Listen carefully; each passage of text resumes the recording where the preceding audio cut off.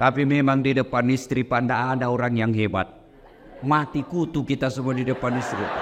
Apa kata istri saya? Hei Ustadz, di luar kau boleh singa panggung, tapi di rumah kau Hello Kitty. Ya ketawa, saya serius ini.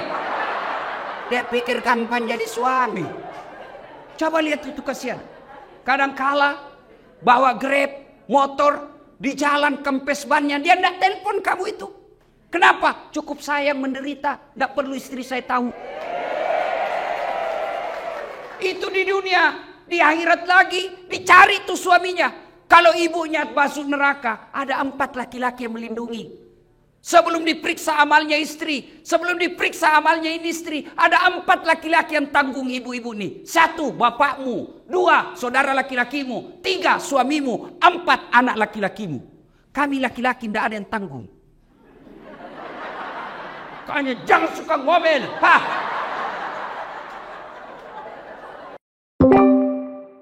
Jangan cerita aibnya orang.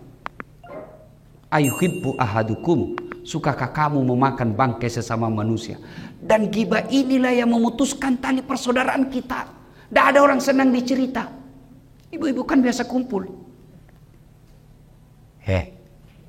Kalau suamimu tenang, sopan, bicaranya halus, rajin ibadah, baik, hati-hati. Hati-hati. Kenapa? Layangan putus.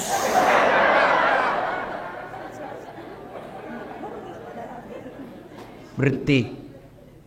Begitu ibu mulai ada oh iya, itu kepala dinas itu begitu. Kau tahu sinetron tadi malam, jelek betul sifatnya. Ribut seperti itu. Langsung orang jadi korban. Bu, kalau majelis taklim yang sukses, dia akan berkata, sudah deh, tidak usah cerita kejelekannya orang. Na'udzubillah min zalik. Kita berlindung kepada Allah dari keburukan seperti itu. Belum tentu suami kita lebih baik dari suami dia. Hanya Allah saja masih tutup aib dan keburukan aib suami kita. Itu baru majelis taklim yang baik. Ini tidak, biar bukan urusannya mau dicampuri.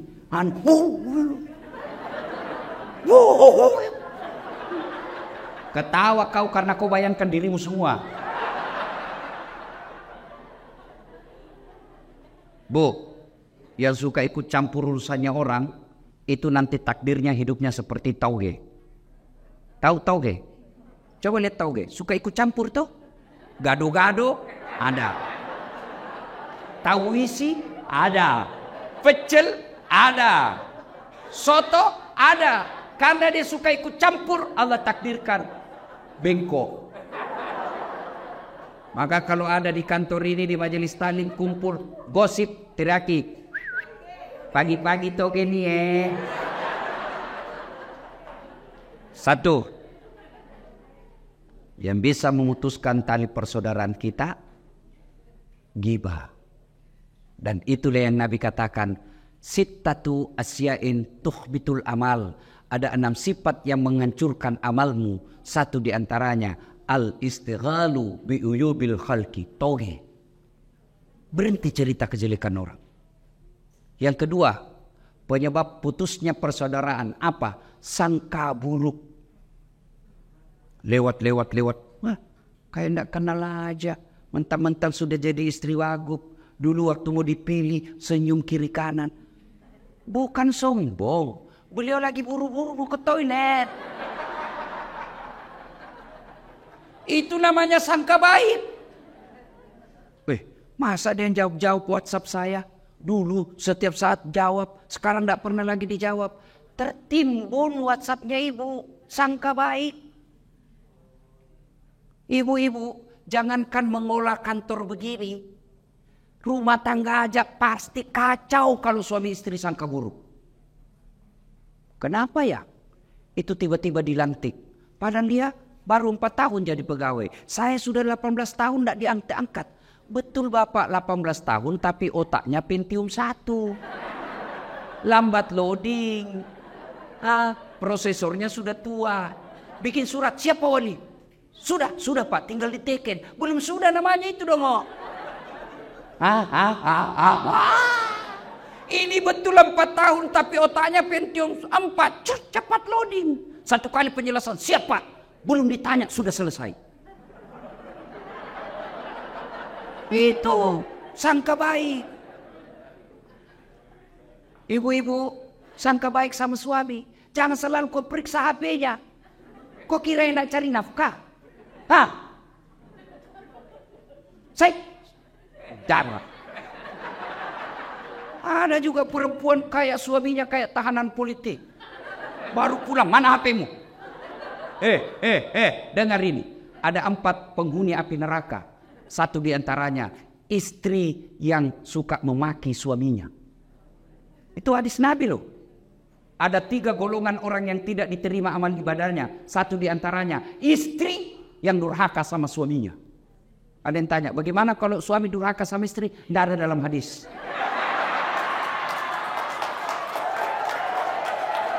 Coba lihat, coba kelakuannya nih ibu-ibu. Ustadznya aja ada berkomplain. Bu, kira kapan jadi suami bu? Coba lihat suami kita di kantor dimaki-maki sama wali kotanya. Siap. Di warung kopi dikejar tagihan. Sampai lagi di rumah dimaki-maki lagi sama istrinya. Goblok, kenapa kau tidak lawan? Apa mau dilawan? Nah dia wali kota. Jangan ketawa, saya serius ini. Dia pikir enak jadi suami. Bu. Bu. Itu suami bu. Ibu ditanggung dunia sampai akhirat. Ibu pikir suami tidak malu kalau ibu pulang lebaran tidak punya baju baru, tidak pakai cincin. Malu kami sebagai suami. Malu harga diri kami sebagai suami. Istri tahun lalu itu juga baju lebarannya. Pulang kampung masih ini, malu kita sebagai suami bu. Ibu pernah tidak malu kalau suamimu tidak pakai baju baru? Tidak pernah. Jangan ketawa, saya serius ini. Dia pikir kapan jadi suami. Coba lihat itu kasihan. Kadang kala bawa Grab, motor di jalan kempes bannya, dia tidak telepon kamu itu. Kenapa? Cukup saya yang menderita, tidak perlu istri saya tahu. Itu di dunia, di akhirat lagi dicari tuh suaminya. Kalau ibunya masuk neraka, ada 4 laki-laki yang melindungi. Sebelum diperiksa amalnya istri, sebelum diperiksa amalnya ini istri, ada 4 laki-laki yang tanggung ibu-ibu nih. 1 bapakmu, 2 saudara laki-lakimu, 3 suamimu, 4 anak laki-lakimu. Kami laki-laki tidak ada yang tanggung. Makanya jangan suka ngomel. Biar HP selalu diperiksa. Bagaimana suamimu tidak bikin nama palsu?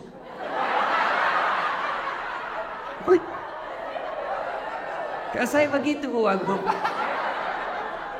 Saya bu semenjak saya viral ini, ada cinta-cinta monyet saya dulu di kampung. Baru setelah saya viral, kan dulu di kampung bukan siapa-siapa saya bu. Tiba-tiba viral, dia telepon saya sekarang. Saya mau blokir, dah enak nanti dibilang saya sombong satu kampung. Saya mau terima, perasaannya istriku, mamanya cek bagaimana kasihan. Akhirnya ku ganti namanya, penjual batu bata.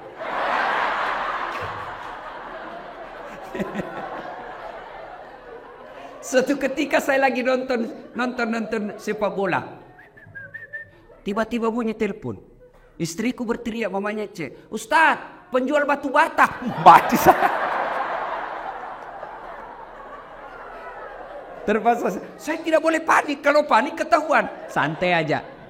Jangan saya, ndak usah kuangkat. Tagihan itu. Perempuan kapan takut kalau bicara tagihan? Aman saya pak. Suatu ketika saya pulang ceramah, hauslah saya. Mau minum teh. Sayangku minum teh. Saya lagi ajar anak ngaji. Si Ece lagi ajar ngaji. Oke, saya bikinlah. Mana gula? Dia bilang ada di situ di toples ada semua namanya ditulis. Saya ambillah tulis toples gula. Saya ambil. Begitu saya minum, kenapa asin? Saya pergi lihat, isinya garam. Saya pergi komplain sama istriku, ini kok tulis gula baru isinya garam. Dia bilang HP-mu juga lain kau tulis lain isinya.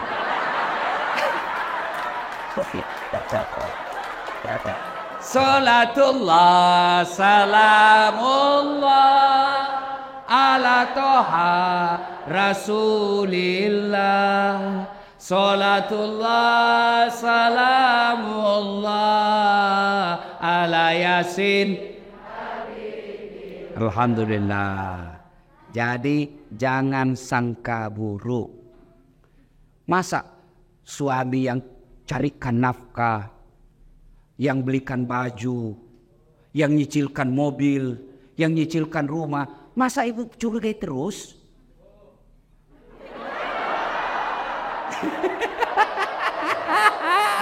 I love you full.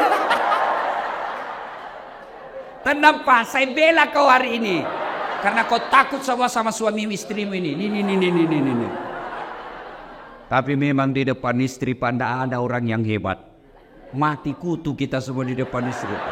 Apa kata istri saya? Hei Ustadz, di luar kau boleh singa panggung, tapi di rumah kau Hello Kitty.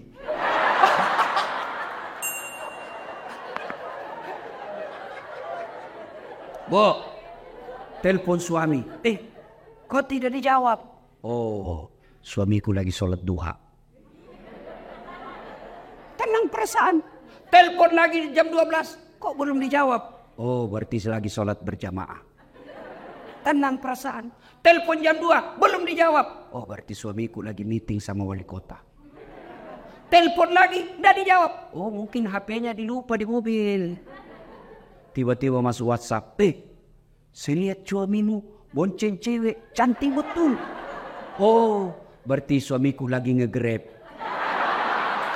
Tenang perasaan. Iya tuh Bu.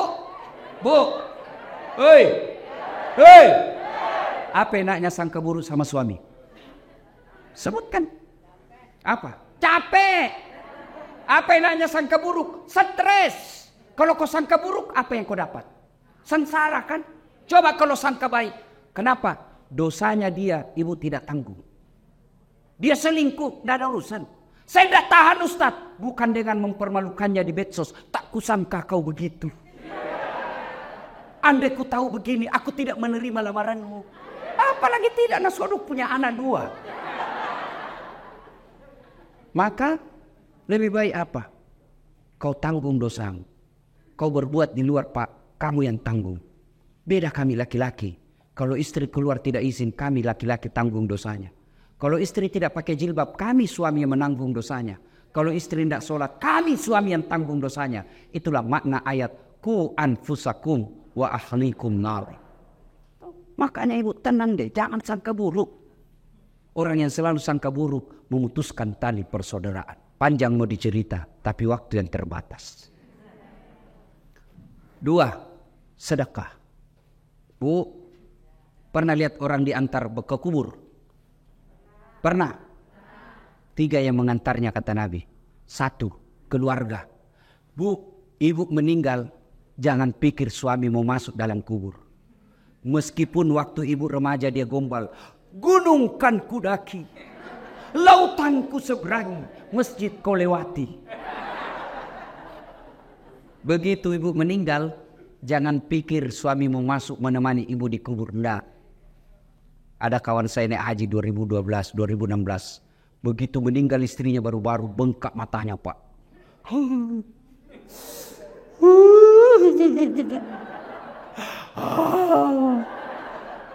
Saya bilang hebat betul ini Bapak. Biasanya kalau laki-laki meninggal istrinya sih menangis, tapi tidak sampai ngau-ngau. Sabar Pak, separuh jiwaku hilang Ustaz. Rasanya tidak bisa kulanjutkan hidupku. Sabar Pak, innalillahi. Belum setengah tahun Bu. Saya pergi jogging, tahu kan lapangan Karebosi di Makassar. Saya lagi jogging, ketemu saya sama itu teman saya. Di sampingnya ada perempuan, putih, muda, panjang rambutnya. Saya tanya, Haji, siapa? Siapa Haji? Yang baru Ustaz.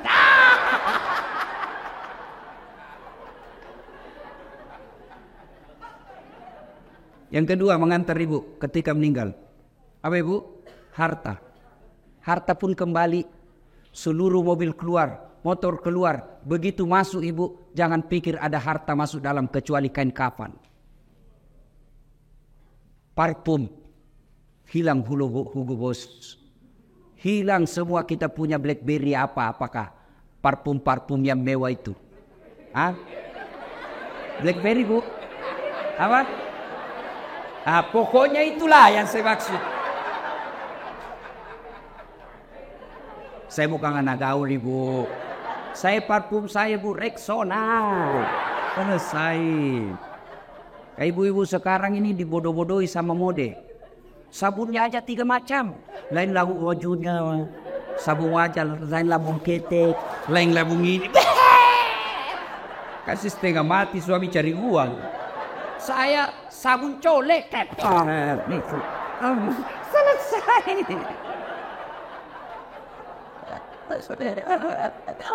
Ya. Yang ketiga mengantar kita amal. Masuklah kita ke kubur. Begitu masuk kubur, bu, jangan pikir akan kembali lagi. Pegawai wali kota tidak disenang sama wali kota, tidak disenang sama gubernur, masih ada pilihan. Ada, tunggu sampai selesai jabatannya.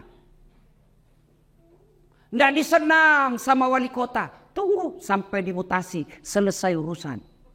Tidak mutasi Ustaz, masih ada pilihan. Apa? Pensiun dini, selesai. Lewat apa? Tidak ada urusan kamu, bukan kau lagi bosku. Selesai. Ibu, ada warga Betawi ke Jawa merantau, sampai di Jawa kada nyaman, tidak enak di sana. Ada pilihan? Ada, pulang lagi ke Betawi. Ada orang Jawa merantau ke Papua, Papua tidak nyaman, balik lagi ke Jawa, mangan orang mangan, yang penting ngumpul. Senguara. Wes. Saiki monggo. Selesai. Tapi demi Allah, ibu masuk kubur, senang tidak senang, tinggal kau di situ. Tidak boleh kau keluar.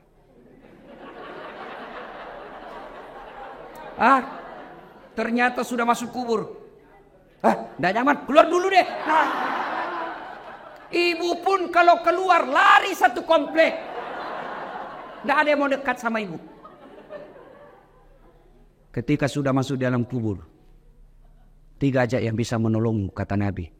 1 di antaranya, sedekatun jariyah. Sedekah. Mohon maaf, matur nuhun. Ini bu, jinji yang di depan ini, yang banyak emas berliannya. Tuh saya lihat cincin-cincinnya ibu. Jam tangannya ibu Agu. Kalau meninggal siapa yang pakai perhiasan ibu? Anak, bukan, istri kedua. Ia pasti kawin lagi lah suamimu. Dia dengarlah ceramah saya, ini istriku, mamanya cek di rumah. Ustadz, itu saya dengar ceramah, kalau meninggal kawin lagi. Jadi kalau saya meninggal Ustadz kawin lagi. Saya bilang, di sini kau sayangku. Ku peluk dia sambil ku jelaskan. Ku dengar baik-baik sayangku ya, engkau permata hatiku. Jangankan kau mati, kau masih hidup saja saya selalu berpikir kawin lagi. Apalagi kalau kau sudah mati. Daripada ibu-ibu itu emas berlian dinikmati orang istri kedua, mending ibu kirim ke kubur sekarang. Sedekah. Dan enaknya menjadi istri wali kota, istri sekda, istri wagub, meskipun palsu tetap orang bilang asli. Iya toh? Kalau ibu wagub pakai, pasti orang bilang, asli dong. Padahal belinya di Tanah Abang. Iya, maka keliru orang kaya. Kalau saya kaya, mending saya pakai yang palsu. Orang pasti tahu asli. Tapi kita orang miskin, biar sudah asli, orang bilang, dari mana kau dapat?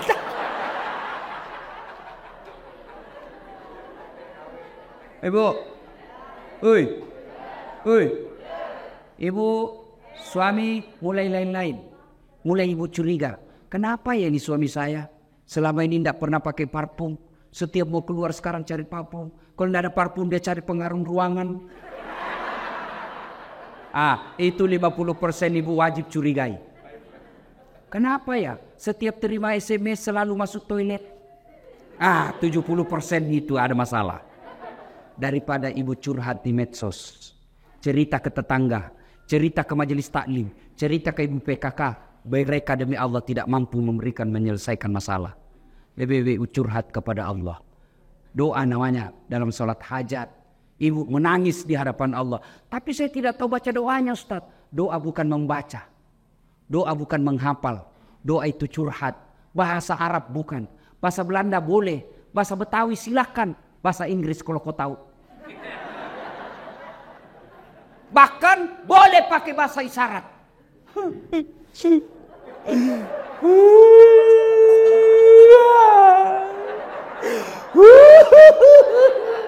Oh, malaikat katakan, ya Allah baru suaminya kawin lagi.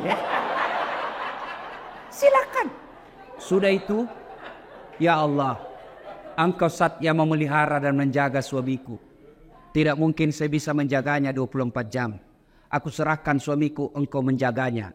Ya Allah, ini ada duitku 2 juta. 2 juta tolak bala.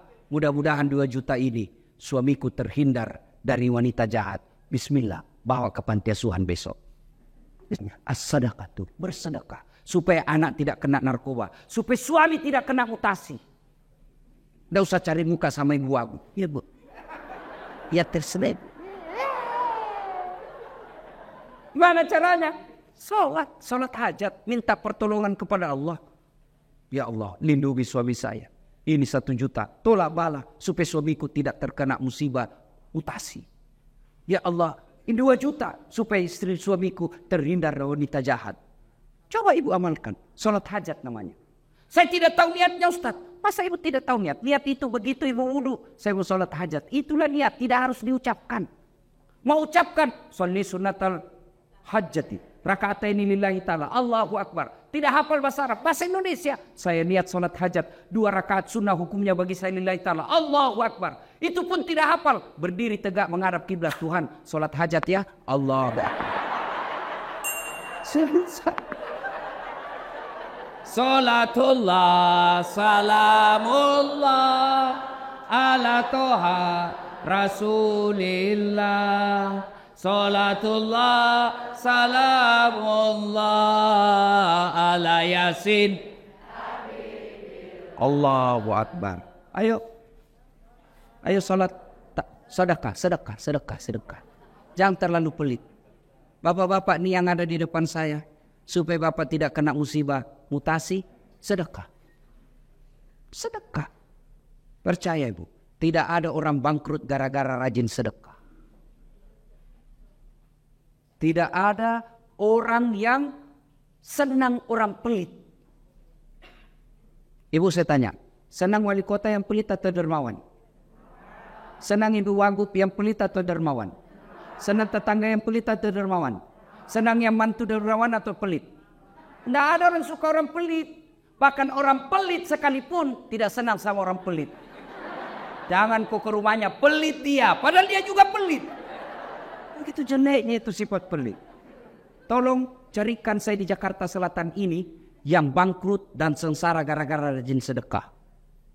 Tak ada. Ada 10 golongan sahabat Nabi yang dijamin pasti masuk surga. Nabi keluar dari bibir beliau 10 sahabatku yang pasti dijamin masuk surga. Dari 10 itu 7 diantaranya adalah mereka pengusaha yang dermawan. Sedekahlah. Ustaz, kita mau sedekah tapi kan kita miskin. Sedekah tidak harus banyak. Sedekahnya seorang ibu cleaning service, 5 bungkus nasi bungkus jauh lebih mulia daripada 100 bungkus kepala dinas. Kenapa? Kalau 5 bungkus dari cleaning service murni duitnya 100% dia sedekahkan. Tapi kepala dinas duitnya pendor. Ayo sedekah. Ibu bapak yang saya muliakan. Pada akhirnya Tujuan puasa membentuk ukhuwah dan melahirkan insan-insan yang dermawan. Mudah-mudahan kita hadir di tempat ini.